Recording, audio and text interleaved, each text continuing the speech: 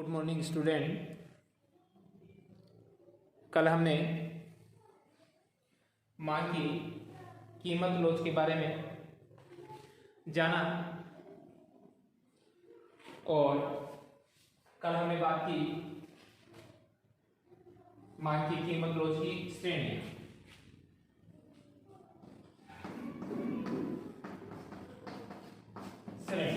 और इन श्रेणियों की हमने मोटे रूप से चर्चा की थी कि मांग की कीमत लोच को 5 श्रेणियों के अंदर विभक्त किया जाता है, जिसमें प्रथम है पूर्णतया लोचदार मांग की लोच, जिसको हम ईपी इक्वल इन्फिनेटिव या अनंत से दर्शाते हैं।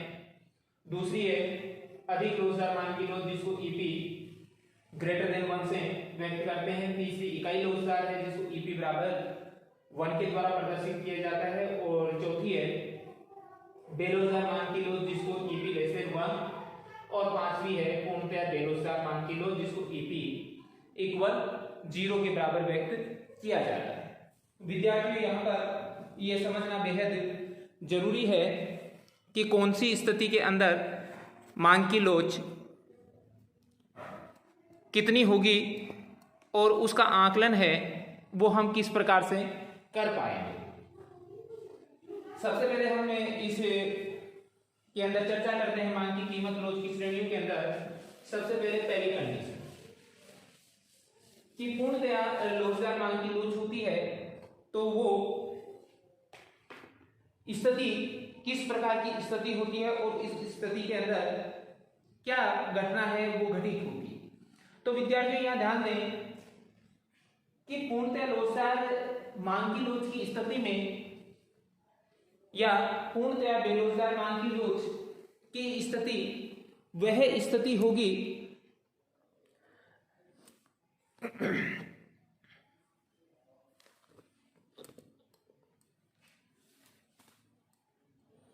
जिसके अंतर्गत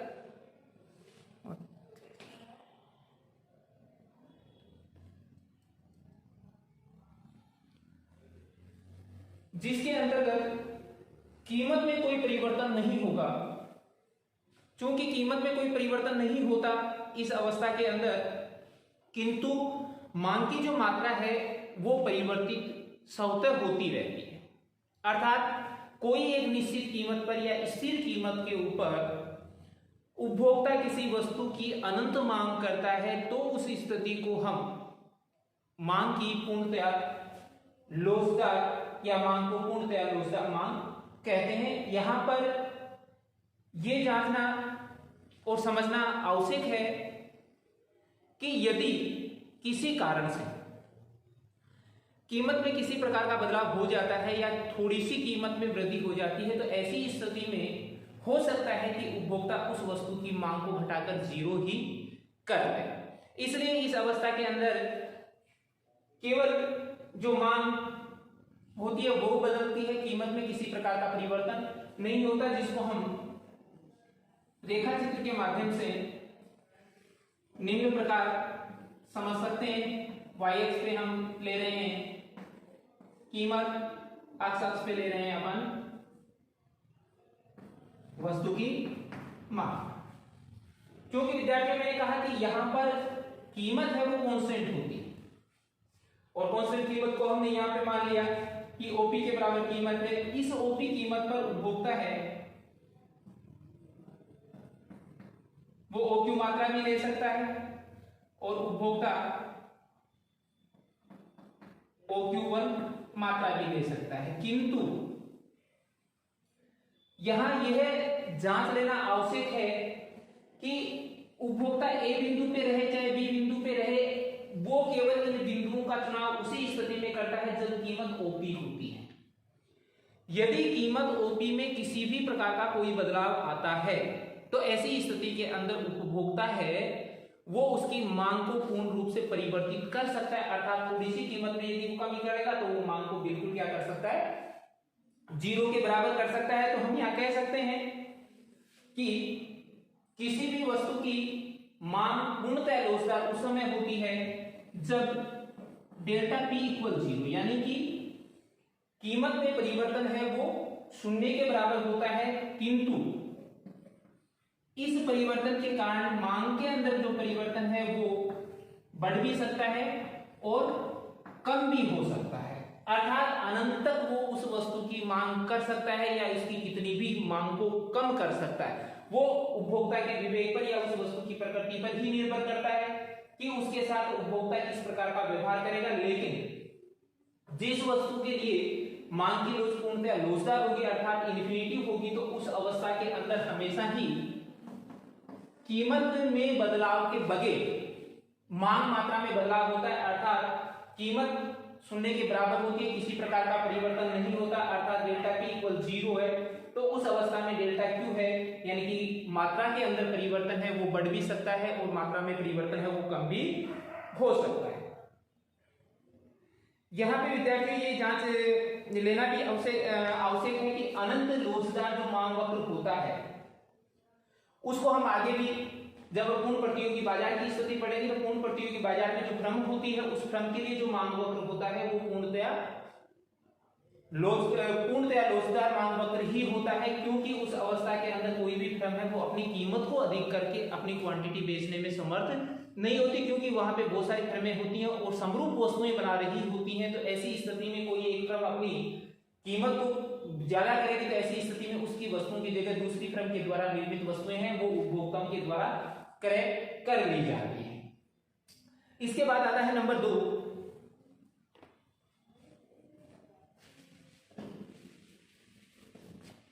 अधिक लोचदार मांग की लोच।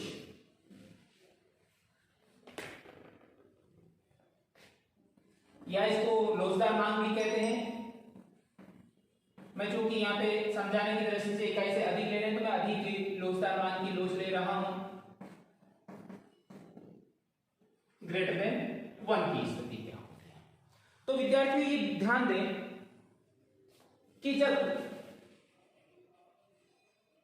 वस्तु की कीमत में कोई बदलाव नहीं हुआ तो उस अवस्था के अंदर जब वस्तु की मात्रा ही केवल बदल रही थी तो मांग की लोच थी वो पूर्णतः लोचदार स्थिति में थी। उसका थोड़ा सा यहां पे अपने को चेंज करना है कि यहां पर डेल्टा पी लेस देन है डेल्टा क्यू से। इसको समझने के लिए विद्यार्थियों केवल इतना आपको ध्यान में रखना है कि प्राइस में थोड़ा सा परिवर्तन होता है, किंतु उस परिवर्तन के सापेक्ष कीमत के परिवर्तन के सापेक्ष क्वांटिटी के अंदर परिवर्तन है वो उसकी अपेक्षा ज्यादा होता है। जैसे फॉर एग्जाम्पल अपन लें कि कोई वस्तु है उसकी कीमत ओपी निर्धारित हुई और ओपी कीमत पर उपभोक्ता उस वस्तु की ओक्यू मात्रा ले रहा था और मांग वक्र के ई बिंदु पर वो सामने की अवस्था में था, किंतु बाजार की शक्तियों के कारण कीमत में थोड़ा सा परिवर्तन हो गया और कीमत परिवर्तित होकर हो गई कम होकर OP1 और OP1 जैसे ही हुई तो उपभोक्ता ने इस वस्तु की मांग को बढ़ाकर कर दिया OQ1 और सामने पर आ गया E1। जब हम इन दोनों सामने बिंदुओं को मिलाते हुए रेखा बनाते हैं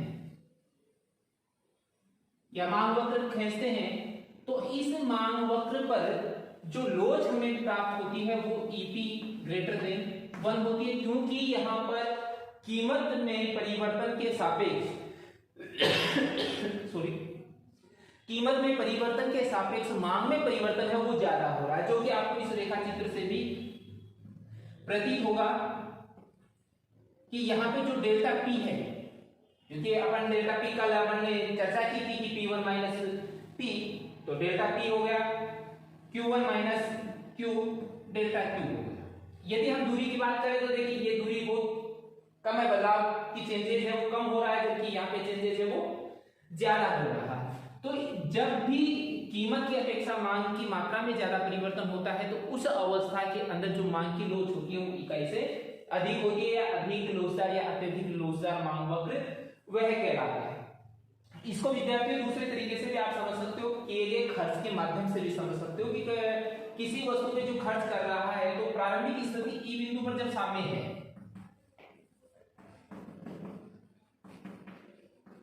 सामने बिंदु ई जब हम लेते हैं तो उस अवस्था में उपभोक्ता का जो खर्च है वस्तु पर किया गया खर्च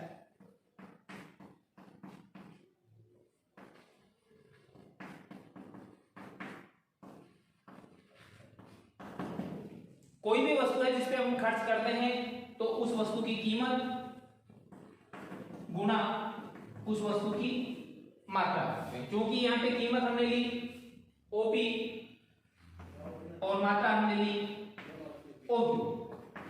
जब हम इसको क्षेत्र के रूप में यदि व्यक्त करेंगे तो इसमें किया गया खर्च का वो क्षेत्र के बराबर होगा ओ पी ई और क्यू के बराबर। ये कंडीशन एक पे करता है जब कीमत पी होगी है। जब कीमत में कमी हो जाती है और कीमत घटकर OP1 हो जाती है तो उपभोक्ता का सामने बदलकर सामने बिंदु है वो E1 हो जाएगा। E1 में स्थिति के अंदर जब वस्तु के खर्च की बात करें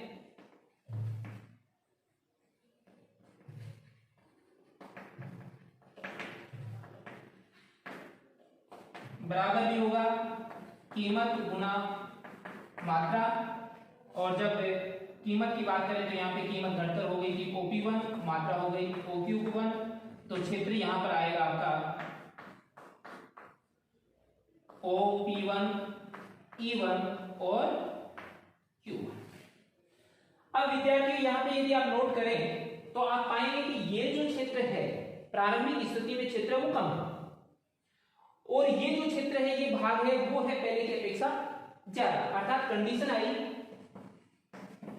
कि क्षेत्र OPEQ लेस देन है क्षेत्र OP1, E1 और Q1 के अपेक्षा। अर्थात उपभोक्ता अभी क्या कर रहा है, इस वस्तु पर व्यय की मात्रा को बढ़ा रहा है, यानी खर्च अधिक मात्रा में कर रहा है, अर्थात उस वस्तु को कीमत में थोड़े से बदलाव के कारण अधिक मात्रा में वो खर्च करने के लिए या खरीदने के लिए तत्पर हो रहा है। तो इस अवस्था को हम कहेंगे मांग की अधिक लोचदार मांग की लोच, अर्थात इस स्थिति में ईपी है वो ग्रेटर देन 1 की स्थिति। अब विद्यार्थियों चलते हैं अपन कंडीशन नंबर 3 की और 3 नंबर श्रेणी की बात करें।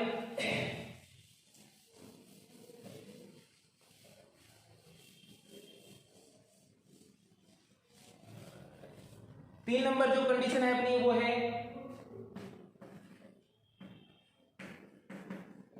इकाई लोच, अर्थात ईपी इक्वल 1। विद्यार्थियों इकाई लोच हम उस अवस्था को कहेंगे जिस अवस्था में कीमत में जो परिवर्तन होता है उसी के सापेक्ष मांग में भी परिवर्तन होता है। अर्थात इसको यूं समझिए कि डेल्टा पी बराबर डेल्टा क्यू।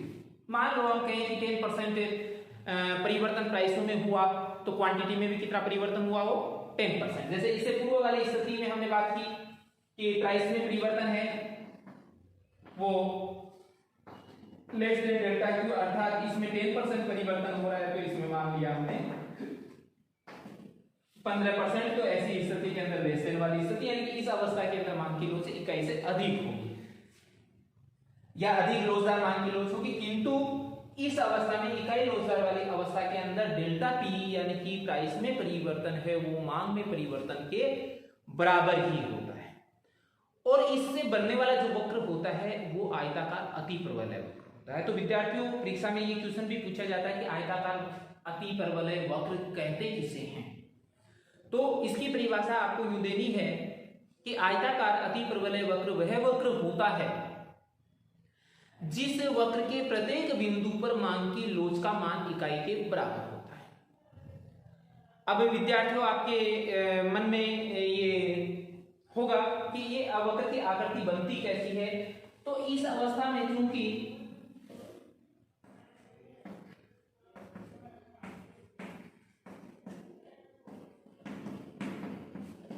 जो वक्र है वो आयताकार वक्रीय आकृति में होता है। अब चूंकि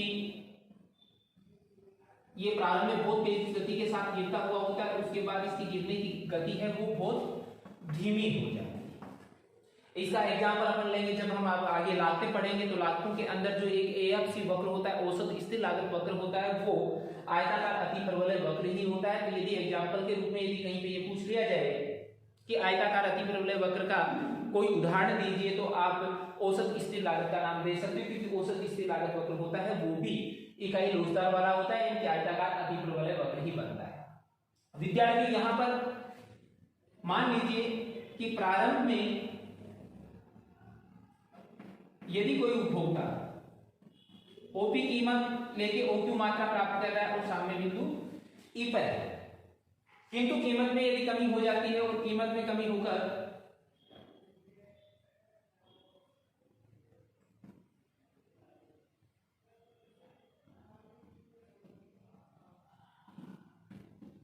वो OP1 हो जाती है, तो मात्रा उसी के समानांतर बढ़कर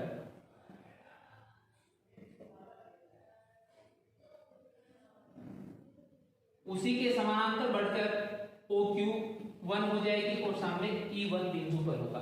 यहां पर डेल्टा P का परिवर्तन है वो डेल्टा Q के परिवर्तन के बराबर ही होता है। दूसरी चीज यदि आप यहां पे देखना चाहें तो आप यदि इसके क्षेत्र का कैलकुलेशन भी करेंगे, तो जब सामने E बिंदु है तो E बिंदु के रूप में यदि क्षेत्र अपना आएगा तो वो आएगा OP, क्षेत्र OP EQ, और E1 सामने की अवस्था में क्षेत्र देखेंगे तो आएगा OP1 E1 और Q1। जब इन दोनों क्षेत्रों की आप आपस में तुलना करेंगे तो आप पाएंगे कि क्षेत्र OPEQ बराबर है क्षेत्र OP1 E1 और Q1 के बराबर। अर्थात ऐसी स्थिति के अंदर उपभोक्ता अपने खर्च की मात्रा में किसी प्रकार का कोई बदलाव नहीं करता है। अर्थात इस स्थिति के अंदर जितना वो खर्च कर रहा था, जितना वे कर रहा था, उतना ही वे इस अवस्था के अंदर करता है, यानी कि जिस अनुपात में कीमतें गिरती हैं उसी अनुपात में वो अपनी क्वांटिटी को बढ़ा देता है, जिसके कारण एक उपभोक्ता के खर्च में किसी प्रकार का कोई बदलाव नहीं आता है। तो विद्यार्थियों यहाँ पर आपको ये ध्यान रख लेना है कि इसमें से आपको क्वेश्चन इकाई लोचदार के रूप में पूछे तो पूछे, नहीं पूछे तो आपको आयताकार अतिपरवलय वक्र के रूप में भी पूछ सकता है। तो आयताकार अतिपरवलय वक्र की यदि आप परिभाषा देंगे तो आप कहेंगे कि एक ऐसा वक्र होता है आयताकार अतिपरवलय वक्र जिसके प्रत्येक बिंदु पर लोच का मान इकाई के बराबर होता है। केवल इतनी याद रख लेनी है, इसके अलावा आप सारी चीजों को आपको चाहे भूल जाना है। इसके बाद कंडीशन नंबर हम 3 की बात करते हैं। कंडीशन नंबर 3 कहती है कि लोच है वो इकाई से भी कम होता है, जिसको हम कहते हैं बेलोचदार मान की लोच।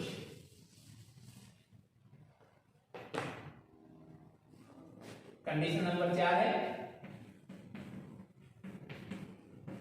बेलोचदार मान की लोच।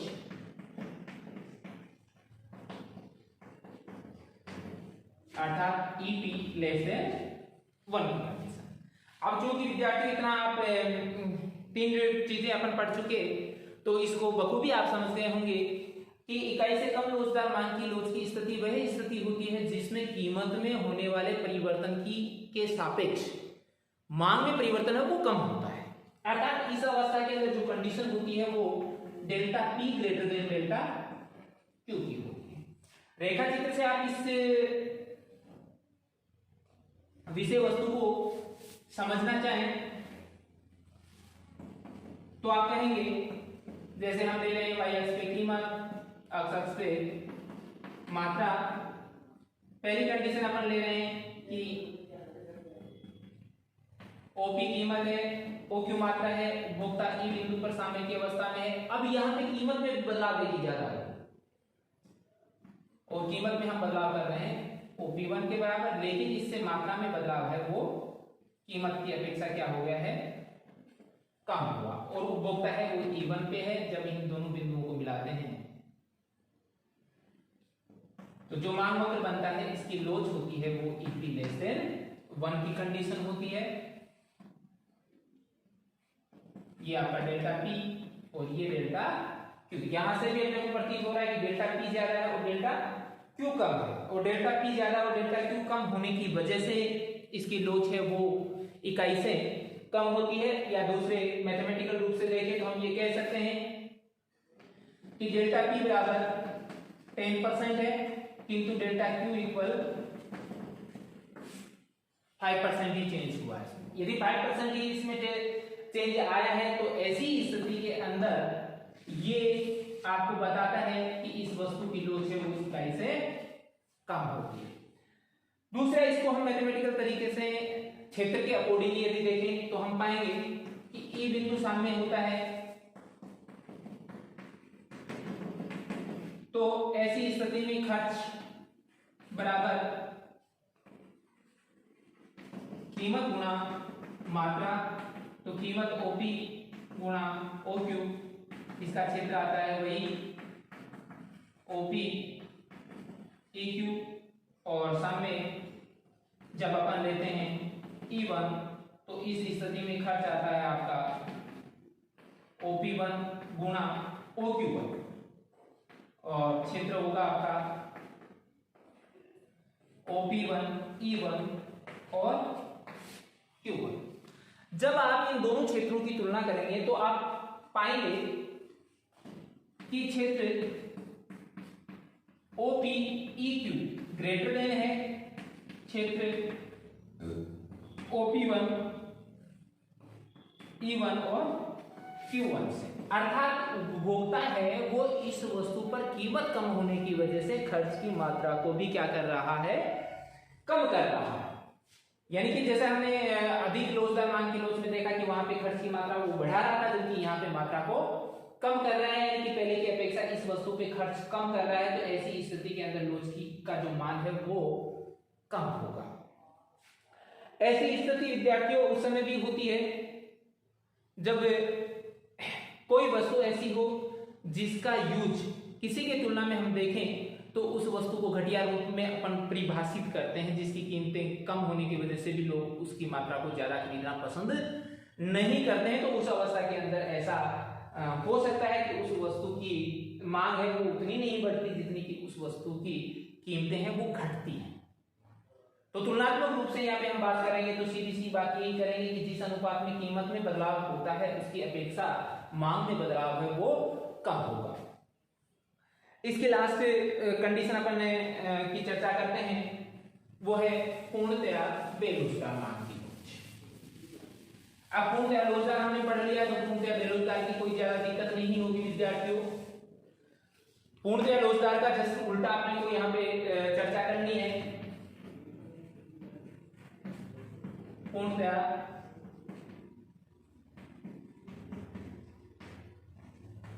बेरोजगार EP इक्वल 0। इस अवस्था के अंदर जैसा कि हमने पूर्णतया रोजगार की स्थिति देखी, पूर्णतया रोजगार की स्थिति में हमने देखा कि डेल्टा P इक्वल 0, लेकिन डेल्टा Q के अंदर कोई भी बदलाव हो रहा था, वो बढ़ भी रहा था या घट भी रहा था। किंतु यहाँ पे इसका जस्ट उल्टा हो गया। उल्टा हो जाना कि कीमत में कोई भी बदलाव हो, चाहे वो बढ़ती है चाहे वो घटती है, तो उसका प्रभाव है वो मांग मात्रा पर बिल्कुल भी नहीं पड़ेगा। अर्थात ऐसी वस्तुएं जिनको हम समान मात्रा में ही खरीद सकते हैं, उससे ज्यादा या कम का उसका कोई औचित्य नहीं होता। जैसे हम नमक के बारे में कह सकते हैं कि नमक की कीमतें कितनी ही बढ़े चाहे कितनी ही घटे, जितना यूज अपने को करना है उतना ही अपने को खरीदना भी उसको पड़ेगा। इसलिए इसकी मांग है वो सामान्यतया कीमत के बदलाव के कारण नहीं बदलती। तो ऐसी स्थिति के अंदर जब हम मांग वक्र की चर्चा करते हैं तो कीमत का प्रभाव है, जैसे P1 कीमत है और उपभोक्ता E पैसा में है तो भी वो OQ1 मात्रा ले रहा है, और यदि कीमत बढ़ भी गई, सामान्यतः वस्तु के अंदर होना क्या चाहिए था, कीमत बढ़ गई तो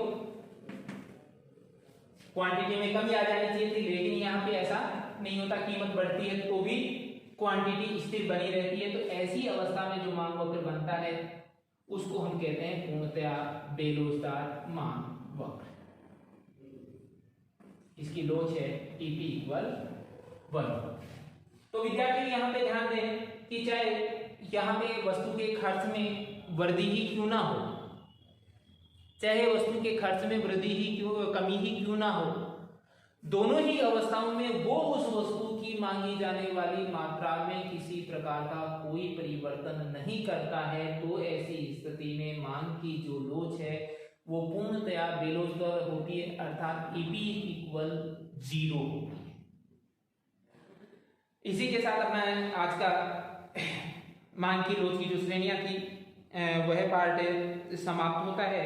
कल हम इसके आगे की चीज लेंगे जिसके अंदर मांग की कीमत लोच की विधियां हैं, उन विधियों पर हम चर्चा करेंगे। तो विद्यार्थियों, आप निरंतर मेरे चैनल पे बने रहें, चैनल को जितना अधिक हो सके उतना शेयर करें, सब्सक्राइब करें, जिससे कि आपको इसका नोटिफिकेशन तुरंत जैसे ही मैं अपलोड करता हूं उसके साथ आपको सूचना मिल जाए और आप उसको आसानी से देख पाएं। कल हम बात करेंगे नेक्स्ट टॉपिक की, मांग की लोच की विधियां। और विद्यार्थियों, कल मैं चर्चा में बता के गया था, मैं इसी नेक्स्ट टॉपिक के साथ आपको उसको भी पूरा करवाऊंगा कि मांग वक्र का जो ढाल है वो कैसे हम ज्ञात करते हैं और उसका संबंध मांग की लोच की श्रेणियों से हम कैसे निर्धारित करते हैं। तो उसकी चर्चा आज चूंकि छूट गया, वो मुझे अभी ध्यान में आया, यदि पहले आता तो मैं जरूर आपसे इन श्रेणियों से पहले उसकी चर्चा कर पाता, किंतु कोई नहीं, अपन कल के अध्याय के साथ भी इसको पूरा करेंगे। आप से फिर से पुनः एक बार मैं निवेदन करता हूं कि कोविड जो महामारी है इससे बचाव के लिए मास्क निरंतर लगाए रखें, हाथों को सैनिटाइज करें और बीच में सोशल डिस्टेंसिंग बनाए रखें। अपने चैनल को सब्सक्राइब, लाइक और शेयर करना न भूलें। धन्यवाद।